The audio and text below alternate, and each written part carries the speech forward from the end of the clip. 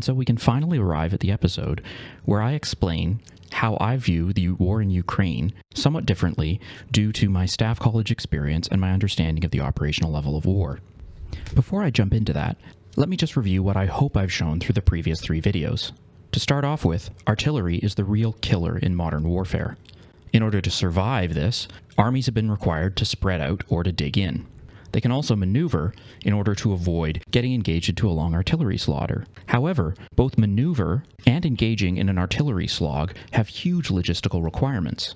So much so that there are large areas where you actually can't maintain an effective advance because of a lack of roads. In terms of dispersion, although this means that units cover a very large area, it's not large enough to allow a country to defend its own border. This brings us to how you actually can defend your border as a country, which is that you don't. You fall back to an area where the terrain allows you to maintain a defensive position.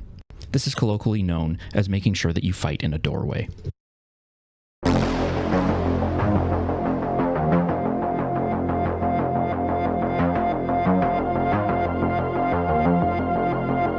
So far, when I've talked about the size of armies and the size of defensive positions, I've generally done it with a white background, indicating really just an open area. Now, if you start to fight in an open area, you need to maintain a solid line, or else the enemy is just going to go around you, also known as flanking. Not only are you now in a situation where you need to maintain a solid line, you're also in the kind of fight where whoever has the biggest numbers is going to win.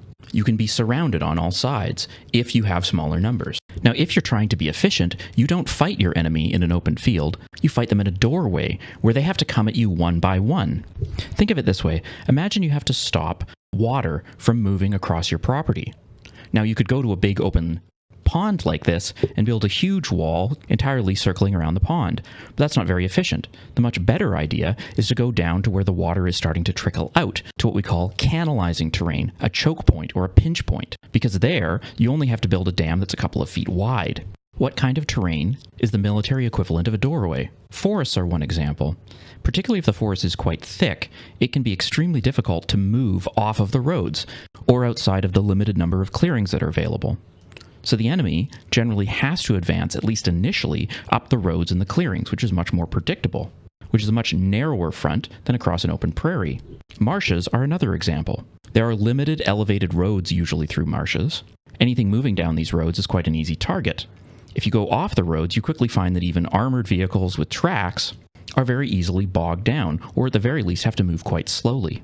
Again, this limits the area where you can expect the enemy to come. Mountains also serve the same purpose. Technically, you can have ski troops or alpine troops go pretty much anywhere. However, for the most part, particularly with heavy equipment, you're going to have to come down a limited number of roads. These roads go through a limited number of mountain passes that are typically in the saddle between 2 peaks themselves. You also have lots of options in terms of cutting off these passes. It can be as simple as just detonating explosives in order to create avalanches. Cities are definitely a form of fighting in a doorway. Although there are usually many routes that an enemy can take, they're constricted to a very narrow area, usually the width of a road. Again, it's quite easy to block roads within a city once you're caught up in urban warfare. 2 more interesting examples are coastline and rivers. This isn't for the first reason you'd expect, which is the popular image we have from movies like Saving Private Ryan of getting massacred as you get out of the landing craft.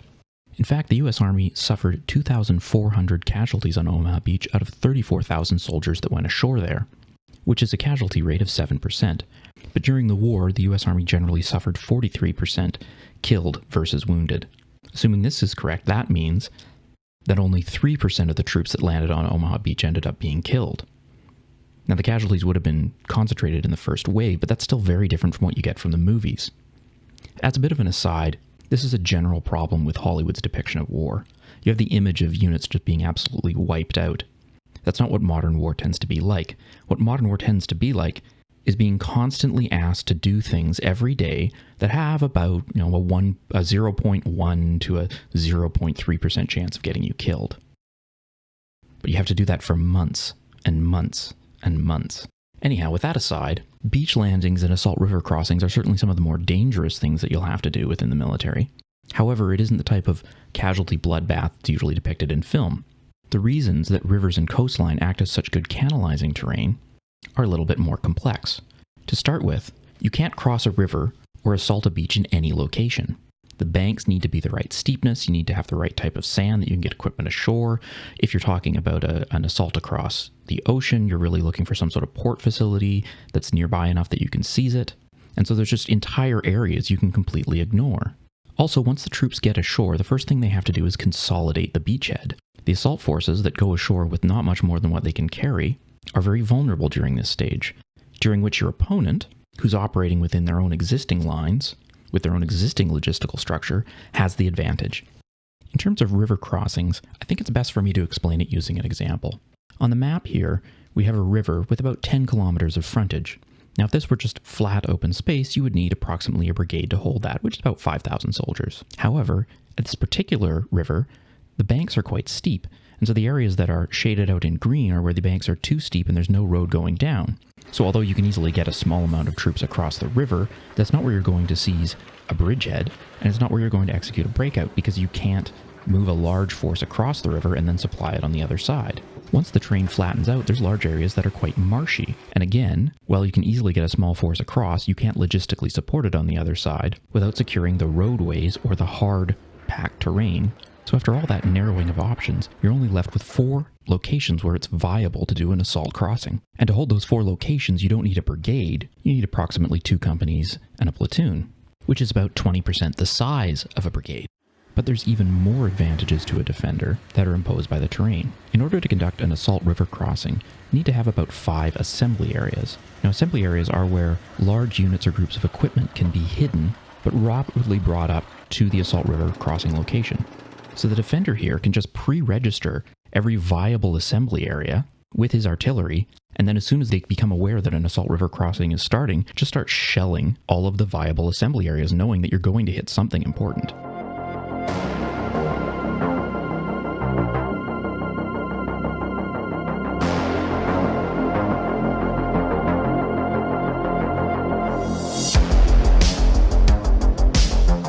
The realities of physics and of needing to spread out or disperse because of the lethality of modern weapons dictate that units have to be a certain size on a wide open map of just open prairie. But on the other hand, terrain is going to constrain what your options are for where those vehicles and where those units can move. Based on that, you can take a template of your enemy's formation and size in advancing, and by analyzing the terrain, you can determine that there are certain choke points, that's the fighting in a doorway areas, where the enemy is going to have to come through in order to, say, invade your country. Let's look at a couple of these in practical terms. This is just a random shot from the Norwegian-Swedish border, and you can see here that there's some open area in the left, then you've got some mountains down in the south. There's a single road going through a rather marshy area with a lot of woods, and there's a number of small lakes around the town of Jarpen. Now, if I was going to be Sweden defending against Norway coming across my border, I wouldn't make my defensive stand on the border. That's the yellow line on the left side. I'd put a lot of observers and firepower on those mountains, and then I'd put a blocking force around Jarpen, knowing that the enemy was going to be funneled into that choke point. A more classic example from the Cold War is what's called the Fulda Gap. That is, there's an area around the town of Fulda where terrain analysis indicated that if the Soviet Union ever made an invasion of West Germany, they had to come through this area, and that this was the best defensive position that American forces in southern Germany had in order to stop the Soviet advance before they broke it into much more open terrain. Analysis like this really isn't rocket science, so it was absolutely no secret where the battle place was going to happen in that area. According to a very senior American general, this valley is the site of the biggest tank battle in the history of the world. It's a battle that has not been fought, but this area, the Hünfeld approach to the Fulda Gap, lies on the shortest route between the East German border and the Rhine. If the Russian tanks ever do roll west, the terrain will funnel them into this valley, and this is where NATO will make its stand. In military parlance, this valley is a killing zone. If the Soviets did attack, several thousand tanks would come through this gap. No nation can defend its full borders. What you instead want to do is have a small screening forces around the areas where it's not viable to defend, or it's too difficult, or where the enemy is going to have to spend so much time consolidating after they take a particular feature that you can bring up reserves to reinforce that area and cut off the bleeding, so to speak.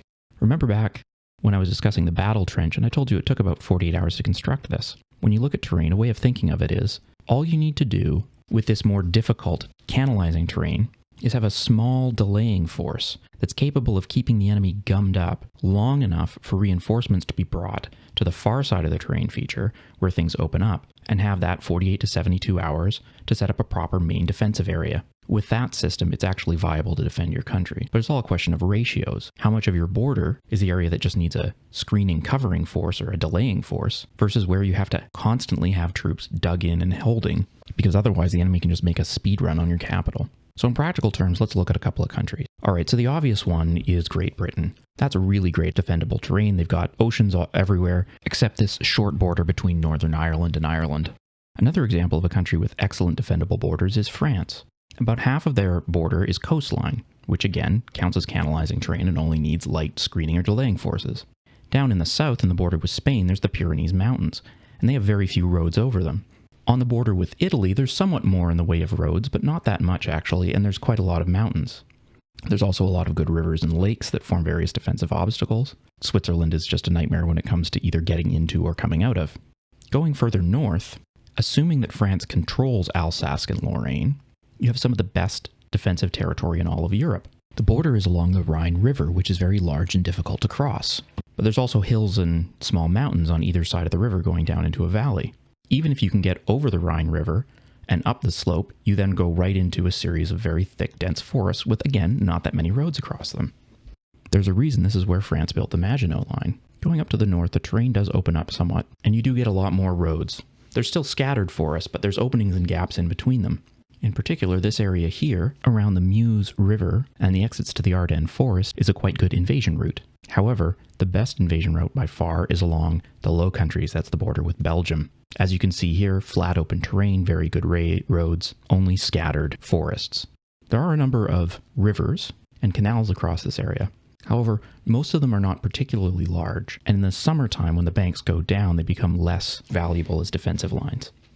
Now, if I knew nothing about European history, and I just took the sort of terrain analysis that they teach in staff college and did a terrain analysis of France, I would be able to tell you, first of all, holding Alsace and Lorraine is a vital French interest. Second, the primary invasion corridor that the French should be worried about is out of the lowlands, that is, the border with Belgium, although there's a secondary invasion route to be worried about around the area of the Meuse River and the Ardennes Forests. I could then tell you that if there were a series of wars fought between France and an invader from the east, let's say Germany, they would find it generally necessary to go through the lowlands, thereby expanding the war, and that if this war ever occurred, the major battles would be fought around the major rail and road junction towns in the flat plain coming out of the Belgian border. Towns like Sedan, Reims, Cambrai, Amiens, or Ypres. If you know anything about World War I, or World War II, or the Franco-Prussian War, or the later Napoleonic Wars, then you'll see just how accurate this is. In fact, on that secondary invasion corridor around Sedan, the Germans had to cross the Meuse River in that area 3 different times during the Franco-Prussian War of 1870, during World War I, and during World War II. All 3 times, they made their crossing at the same place. I don't mean the same region, I mean the same launch site. That's how much terrain limits your options and canalizes you into some fairly predictable patterns. However, for France, this is an almost best case scenario, because it's really only the borders with Belgium and Luxembourg that they need to worry about. 2 states which historically they've been fairly friendly with. They can use economy of force on pretty much every other segment of their border. Another country with excellent defendable terrain is Finland. There's a large part of their border that's just access to the ocean. All of the areas up in the far north, around Sweden and the other parts of Russia, are so desolate and so have such limited road access that they're not much of an invasion threat either. That means that if they get invaded, really the threat is going to come across the Viborg Peninsula here. So we're talking about less than 10% of their border that actually needs to be solidly defended. Now, the border currently is just outside the Viborg Peninsula. That's an after effect of the Winter War of 1940 and World War II in general. But even now, with their current border, there's so many lakes and marshes and swamps and trees and forests that it's really quite easy to canalize the enemy and use economy of force to solidly defend that part of your border. If we go down somewhat to Estonia, we find another country with quite good defendable borders. Most of their border is either this large lake or the Gulf of Finland, which again, water, easy to defend. To the south, they have Latvia, which is a friendly state for the most part. Zooming in, we see a border that they share with Russia.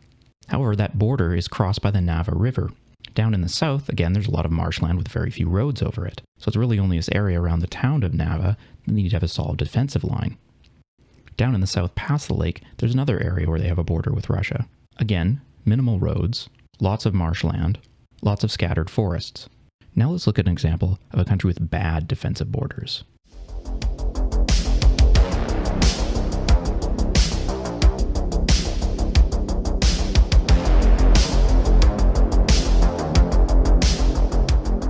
So this is not looking promising. I mean, there's some scattered woods. Rivers don't really run through the wood area continuously. That's pretty open. The roads and the forests are going in the wrong directions compared to the borderland. And then ocean. Okay, you've got a bit of ocean. And right. Then you get to here where there's a large water feature, which is good, but it's partway through the country. So what comes to mind actually is a rather famous Newfoundland sailing known as whale oil beef hooked. The invasion corridors going out of Ukraine into Russia are just as bad. Once you leave the Ukrainian border, it's big open areas. The roads aren't great, but they go in the right direction and they are interconnected. And there's not much in the way of anything to stop and hold a defensive battle along until you either reach the outskirts of Moscow or the vitally important resources, particularly oil, that are located in the southeast. So just how bad is Ukraine's border in terms of its ability to be defended? Well, what I'm showing here is approximately the size of a brigade as it's advancing. In most of Europe, you would typically have corridors of advance that are at the battalion level and only in very rare circumstances as wide as a brigade. In other words, you can only have a continuous unbroken up assault of a couple of hundred soldiers, not a couple of thousand. On the Ukrainian border, however, there are several divisional level, that's more like 15 to 20,000 soldiers, wide invasion corridors.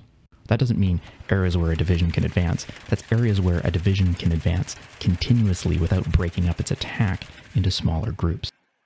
There's even a few areas where there are corps level wide invasion areas. A corps is 3 divisions, so you're getting around 100,000 troops at that point. Outside of the North American prairies and maybe Mongolia, I'm not aware of any areas where you could have a corps level advance. So how is it that military staff officers break down how the terrain works and what that means for your battle plan?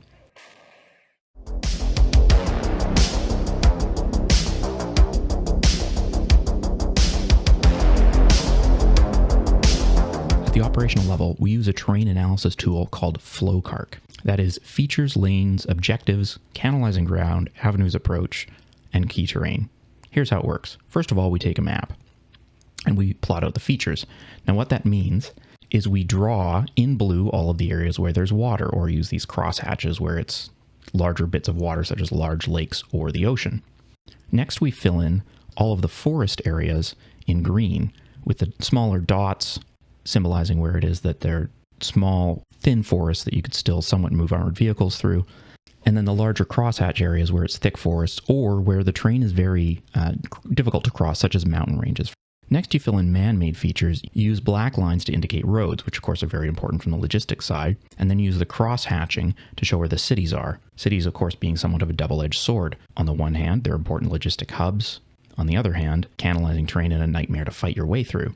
In the old days, what we used to do is actually take a sheet of cellophane, put it over top of a paper map, and fill these out using markers. And then when it's done, you'd pull the map out from under it and put it on to a white sheet of paper. Everywhere that you see that is open white is terrain that a mechanized force can easily advance through. And it can sustain itself, provided that it's advancing along the road lines that you see. So while a map of this region of Eastern Europe might look like this, to a staff officer, it looks like this. Now, when I did this features analysis of this part of Ukraine and Russia, I immediately noticed that the key terrain feature everywhere was the rivers. So I put those in bold in my map in order to make them clearer. From an operational art of war perspective, this is what the Ukraine and Russia look like in this area. What jumps out immediately is this roughly L-shaped area of large open terrain with very little in the way of defendable features. The road network is somewhat sparse, but the terrain highly favors the attacker. Therefore, seizing those road junction towns is going to be extremely important. In terms of defensive features, the only really good ones that are parallel to likely invasion routes are the rivers. Therefore, on pure terrain analysis, you would predict that the military history of this region would center around the rivers and the junction towns of this L-shaped open area. This is the region of Kursk, Voronezh, Kharkov, Kiev, Stalingrad, Rostov, the area of the Dnieper River, the Donetsk, the Don, and the Volga. If you know much about the history of World War II on the Western Front, you will have heard of all of these names many, many times before. This is where the majority of the fighting happened during World War II. And you can see just from this map why it's not going to happen to the north. The next step in terrain analysis is to look at the lanes, canalizing terrain, and objectives. So lanes are the areas where you can advance through. That's the open white areas, which I put with the red arrows here. Now, where those lanes hit pinch points, canalizing terrain, that is the areas where you can fight in a doorway, those become indicated as canalizing terrain with red circles.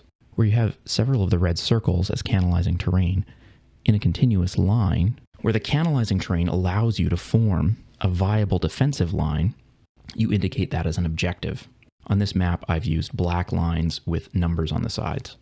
For this particular analysis, I've looked at a force that's moving out of the Ukraine, trying to seize Moscow. And you can see that in terms of canalizing terrain after the Ukrainian border, it's not until you get to the outskirts, that's objective 1, that you really hit an area where you can make a stand. There's a set of lanes here where you can have core level advances going from the Ukrainian border all the way up to objective 1 on the outskirts of Moscow. Now, if you hold the Donets River, that can be a defensive line, and the outskirts of Moscow becomes your second objective line. I don't think it's a coincidence that this objective line that I've drawn along the Donets River is quite close to the actual current Russian positions as far as we can tell. I actually made up these maps in mid-February, and I've got the Twitter post to prove it. If only I'd been a lot faster than 6 months in getting the rest of these videos out. Now let's assume that Russia was able to make the Ukraine its puppet. Well, at that point, they would have a very solid defensive line along the Dnieper River, a second defensive line along the Donets River, and then the outskirts of Moscow, Rostov, and Volgograd would be their third defensive line. This is a much more strategically secure position, and it's essentially where they were prior to the Orange Revolution in 2004. Now let's zoom in and switch to a FLOCARK analysis, as it would be done by a Russian staff officer if they're planning an invasion of Ukraine. There's an obvious objective line that is a viable Ukrainian defensive line along the Donets and the Dnieper River. The third defensive line is almost at the country's borders with countries like Romania. If you've been following the day-to-day advances on those various maps with the colored lines for the war in Ukraine, you will have noticed that a lot of the action seems to be concentrated around the areas where there's red circles on this map. Again, this is an analysis I did about a week before the invasion started. This isn't because I have some sort of special clairvoyant skill. It's because this type of analysis has fixed rules. It doesn't tell you how the chaos of battle will unfold, but it does tend to tell you where the decisive parts of the battle will take place. Okay, going back to FLOCARK, if you have a series of lanes that link up together, and they run along a network of roads that can viably support an invasion force, that becomes an axis of advance. You draw out the axis of advance, and then you rate them for the size of the formation that can move through that area. In this case, for a Russian analysis of how you'd invade Ukraine, you can see there's 3 axes of advance, and for the most part, they can handle a divisional level advance. That's the areas where I have 2 X's. The blue areas indicate viable routes for major counterattacks by the Ukrainian forces, with the major divisional level counterattack opportunities being outside of Kiev for axis of advance number 1, and there being a number of divisional and brigade level counterattack opportunities for axis of advance number 2. However, there's really no large-scale counterattack options for axis of advance number 3. This essentially comes down to the lack of roads going in the proper direction.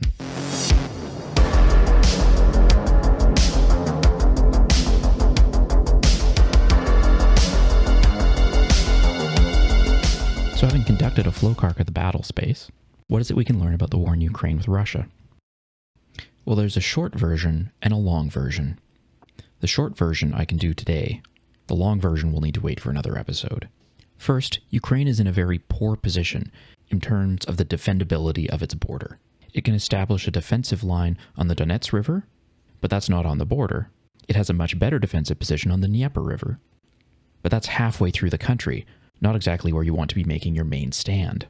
On the other hand, Russia is very vulnerable to invasion unless it controls the Donets and preferably the Dnieper River itself. In other words, Ukraine is in an extremely vulnerable position geostrategically, because it's very difficult for Ukraine to defend its border with Russia, but it's also very difficult for Russia to defend its border from any sizable army in Ukraine.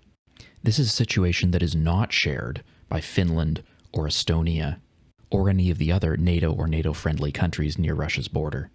On the other hand, because of the limited road infrastructure, if Ukraine was able to hold on to the key junction towns and cities, then Russia would lose the ability to logistically support a maneuver warfare approach, turning the conflict into an attritional slog. That's effectively what happened during the first 6 months of the war. We'll look at all of this in more detail in the next episode. I'll see you then.